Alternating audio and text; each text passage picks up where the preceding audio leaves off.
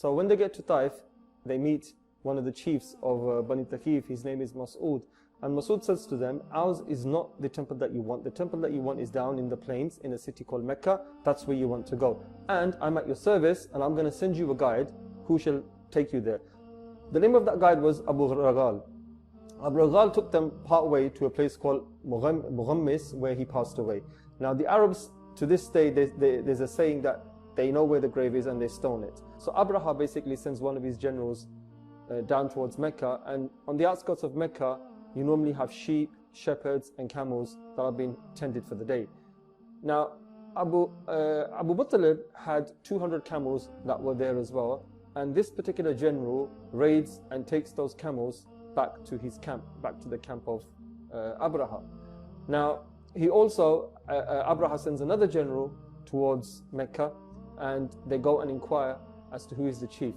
They found out it's Abdul Mutallib, and they say to him, and the other chiefs, they say to him, listen, we've not come to make war with you, it's the house that we want, so it's in your interest to back away.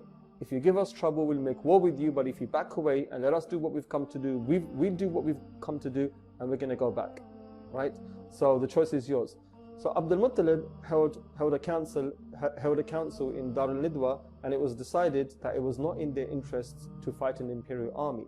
The Arabs were traders, they were a mercantile people. Yes, they had a fearsome reputation, but it wasn't enough to fight an imperial army. Don't forget, the maximum they could muster for Badr, which was like 50 years later, was 1,000 people. The maximum they could muster for Uhud was about 4,000 people. So at that time, Mecca would have been even smaller and even less people. And you're up against an imperial army, a fully equipped imperial army. So there was no way that they could fight the army. So it was decided that they couldn't fight and they weren't going to fight. So at this point, the general says, I want you to follow me into the camp of Abrahah. He's asked to see you. So Abdul Muttalib, some of his sons, and probably a few chiefs from Mecca, they go towards the camp of Abrahah. So the minute Abdul Muttalib enters the tent of Abrahah, Abrahah looks at him amazed. Now you've got to understand that this is the grandfather of Rasulullah. Rasulullah got his beauty from his ancestors, Ibrahim alayhi salam, all the way to Ismail alayhi salam, all the way down to Abdul Muttalib, and then his own father, who was known for being very handsome. So Abdul Muttalib is now standing in front of Abrahah, this tall, handsome, elegant, aristocratic, almost regal-like figure. And Abrahah is impressed. Now, Abdul Muttalib was around 70 years of age at this time, but he still kept his presence.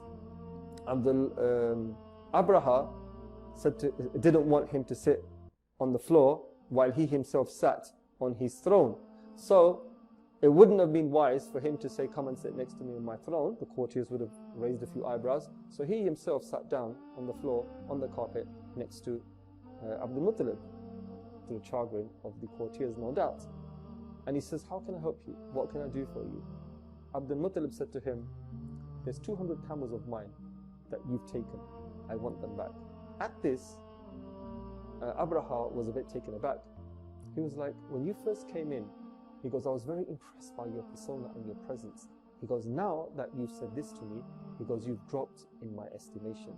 He goes, you're worried about material possessions, 200 camels, when I've come to knock down your house, the holy house, the house of God?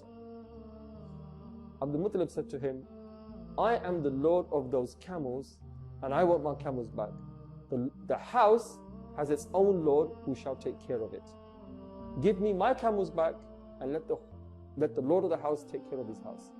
At this, Abrahah got a bit angry and said, okay, we shall see what your Lord can do in protecting the house from me or not.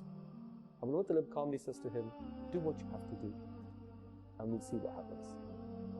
So they leave the tent, they get their camels back, they make their way back to Mecca, and Abdul Muttalib gives the order for everybody to vacate the town.